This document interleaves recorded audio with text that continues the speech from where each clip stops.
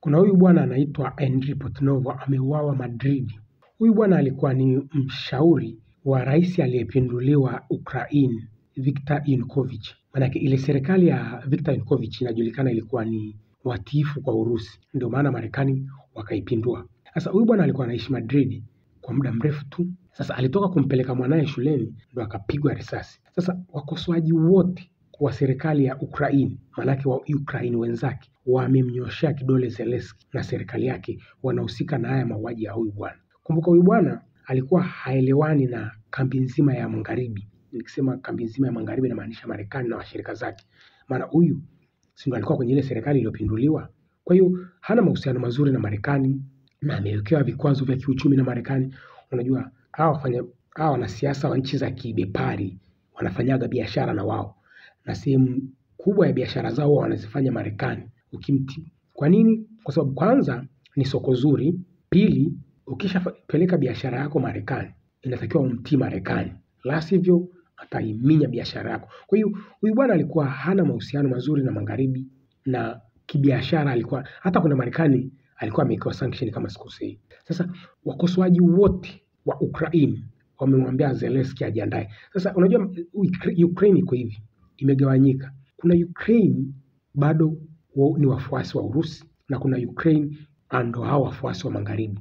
Sasa tayari Ukraine ya magharibi, yani ya Zelensky imeshafeli, imeshaiharibu nchi nzima, nchi imeshakuwa magofu. Yani nchi ya Ukraine ndio Afghanistan, yani imeshaharibiwa yote imeshakuwa magofu. Kwa hiyo tayari wameshaonekana wamefeli na wameiharibu nchi totally. Sasa watu kama hawa kina Andriy Portnovo ambao katika uongozi wao walikuwa vizuri, walijua kujibalance, namna ya kuwasikiliza Urusi na namna ya kusikiliza magharibi, watu waishi maisha yao. Sasa watu watajiuliza kwa nini Zelensky ambiwe anahusika kumuua huyu jamaa? Wanadai kuna mchakato wa kuanza kuandaliwa serikali ya kuja kuiongoza Kiev baada ya Zelensky kuondoka.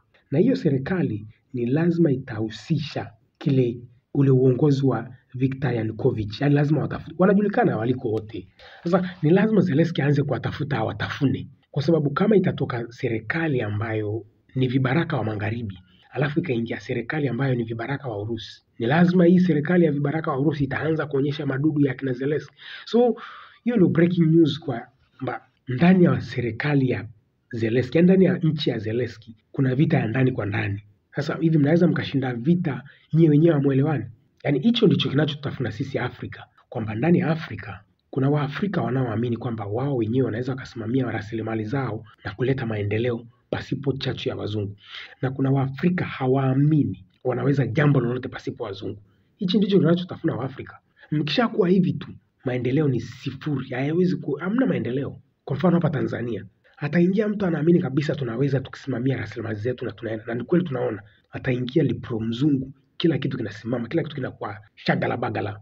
Watu wanakuwa wanasifiana tu kwenye radio, hakuna kitu. Anyway, hiyo ni brief nimewapa tu ya hayo mauaji ya Madrid ya huyu Andriy Portnovo ambaye ni mshauri wa zamani wa rais aliyepinduliwa Viktor Yanukovych.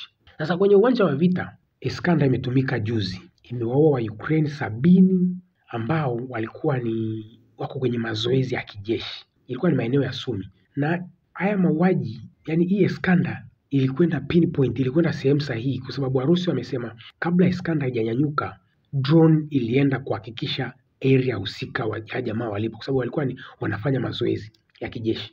Kwa hiyo Iskander ilikwenda ikatafuna watu 70. Halafu na yeye Zelensky alituma kama drone 150, 160 hivi kwenda Moscow ambazo hazikufanikiwa kufika, ila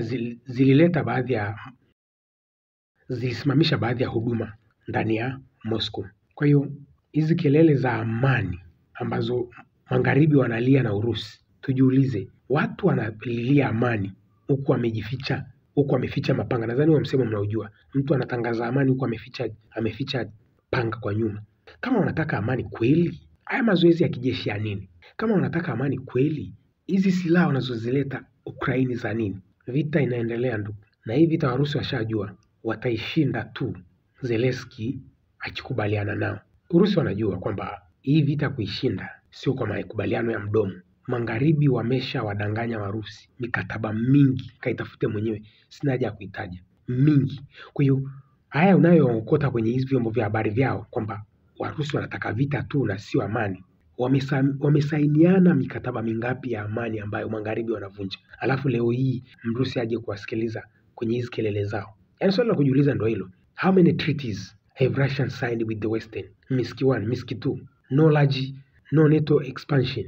Vyote hivyo wanaelewana tu. Mpaka wamefika mlangoni pa Urusi wakimdanganya kama mtoto. Alafu leo hii Warusi wakubaliane nao. Warusi wameshajua hii vita tutaishinda kwa vita. Hatuwezi kuishinda kwa kuelewana na maneno.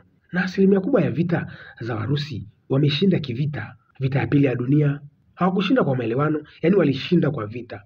Hiyo vita wanayotangazia ambayo mimi mwenyewe nilikuwa sijui, ya kumpiga Sweden mpaka wakachukua shamba linaitwa St. Petersburg. So Warusi sasa jifunza kwamba sisi lazima tushinde kwa vita. Hii vita hatuwezi kushinda kwa kuelewana na hawa wajinga. So Zelensky ataendelea kupokea kichapo huku akidanganywa na magharibi kwamba tutamwekea Urusi sanction. Hivi ni vikwazo gani sasa hivi Ulaya na Marekani watakaa kumwekea Urusi? By the way, kuna hichi kilichotokea kwenye Congress ya Marekani, Marco Rubio akimtetea Putin kwamba Putin sio war criminal. Trump anachokitaka kwa Putin ni deal za kuingiza hela. Trump hii vita haitaki, lakini Trump anajiuliza na iachaje hii vita sasa?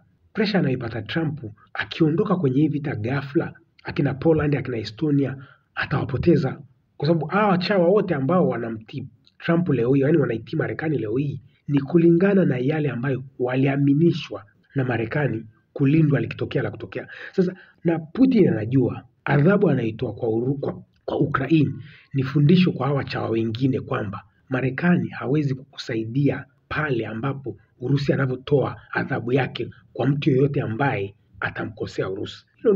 Hiyo ndio fundisho kubwa ambalo Putin analitoa, na anajua kwamba huyu mtoto anatakiwa achapwe ili hao watoto wengine waone fundisho kwamba baba yao akiamua kutoa adhabu hakuna wa kuingilia. Kwa hiyo kwenye bunge la Marekani, serikali ya Trump inamtetea Putin sio mhalifu wa kivita. Marco Rubio anatagetiwa, is the Russian president a war criminal? Secondly, the person we're negotiating with, Vladimir Putin, is he a war criminal? Well, I think you can look at instances that have happened there and certainly characterize them as war crimes, but our intent is to end the war. Is he a war criminal? We can't end the war without talking to Mr. Putin. That's pretty simple. Is he a war criminal? Well, that's this man we're negotiating with, Vladimir Putin. Is he a war criminal? That's not tough. But what? I'm trying to answer your question by telling you that we're trying to end the war here. Go ahead. No, it's not a simple answer. You are equivocating, sir. Just answer the question. I'm answering your question, and the answer is that war crimes have been committed, no doubt. And who's responsible for that? There will be time and place for that accountability. But right now, the job is to end the war. So you won't answer the question. If we don't end the war, people are going to get killed. Reclaiming my time, sir. Let me go on. Because I don't understand this. Because you're sitting in front of us now as Secretary of State. It wasn't long ago that you were sitting as a senator with Secretary of State nominee Rex Tillerson at the time, in the exact same circumstances, only reversed. And you questioned him about Putin directing attacks against schools, markets, hospitals, playgrounds. And on top of this, in this instance, he's abducted 20,000 children, a clear war crime. So you were very clear then Vladimir Putin was a war criminal. Now you're unmaking him a war criminal, and you won't answer the question about the exact same circumstances. You're putting words in my mouth. I'm reclaiming my time, sir. You're putting words in my mouth. And you know what you said to Secretary Tillerson at the end of his answer when he equivocated just as you are right now? I've not equivocated. You said, you just don't let me sure answer. Sounds like it to me. Then I'll give you a second chance. Is Vladimir Putin a war criminal? I already told you war crimes have been committed. No, you didn't tell me if he's a war criminal. Mr. Chairman, am I allowed to answer questions? I'm reclaiming my time, sir. And listen, I'm using your own words so you don't have to answer. Do you know what you said to then nominee Secretary of State Tillerson? You said you were very discouraged in his inability to accept that Putin was indeed a war criminal. Your words, we don't need any more. You're inconsistent. The third question I have, sir, is this. I answered your question. You just don't let me answer. You did not answer the question about Putin's war criminal conduct in Ukraine. You asked me a question, then you reclaim your time. So how can I answer the question? You answered it. Listen, let me go forward with this. 3 questions. And are you going to reclaim time on those too? I'm giving you a chance to answer. Give me a chance to ask the question. Here it is. Hataki kujibu hilo swali. Kwa nini hawataki kumsema vibaya Putin? Kwa sababu lengo la Trump ni kupata madili kwa Mrusi. Kuna watu walikuwa wananiuliza kuhusiana na dili la madini. Kweli dili la madini tayari limesainiwa na Wamarekani wamesema hilo dili la madini halina guarantee ya kumlinda Ukraine. Yaani it's a business lakini sio security guarantee. Ni biashara wamesign, sio dili la kuilinda Ukraine. Tafsiri yake ni nini? Ukraine ni ya Urusi, ni swala la muda. Yaani wanapoteza muda tu. Ukraine ni ya Urusi. Na aibu kubwa inakwenda kwa watu wa Ulaya. Unajua Ulaya waliamini kwamba hii vita ilikuwa ndo chance ya kina Ufaransa, akina Ujerumani kulipiza kwenye zile vita za zamani ambazo Urusi aliwaaibisha, akina Napoleon sijui Napoleon, akina Hitler. So yani, na hili swali Lavrov alishalijibu, aliulizwa sehemu kwa nini, na hili swali Lavrov aliulizwa na mwandishi wa habari kutoka Kamerun, Mwafrika. Huyu Mwafrika alimuuliza Lavrov, nyie ni wazungu kama wazungu wa Ulaya, kwa nini wazungu wanawachukia katika ile chuki ambayo kama wanachukia sisi? Yaani chuki ambayo wazungu yani watu wa Ulaya magharibi wanawachukia Warusi. Unaweza kufananisha na chuki ambazo, yani ubaguzi ambao wazungu wanatuonyesha sisi wa Afrika. Lavrov alijibu very professional. Alianzia na jinsi gani Warusi wamewaibisha akina Napoleon, akina Hitler. Kwa hiyo Ulaya wana kinyongo cha kuaibishwa na Warusi katika masuala ya vita. Kwa hiyo mustakabali wa vita, bado vita inaendelea, moto unawaka wa hali ya juu. Ukraine anapigwa vilivyo.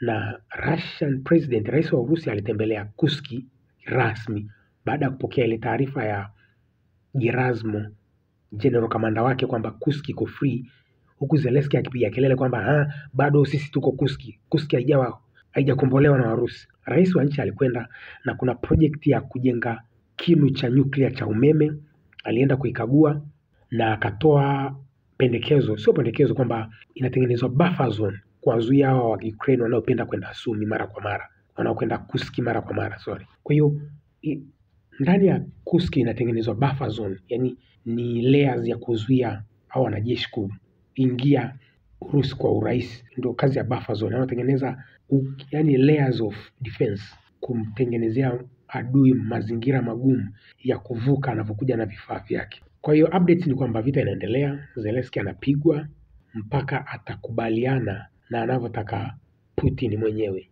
Elimikeni, sio wasomi.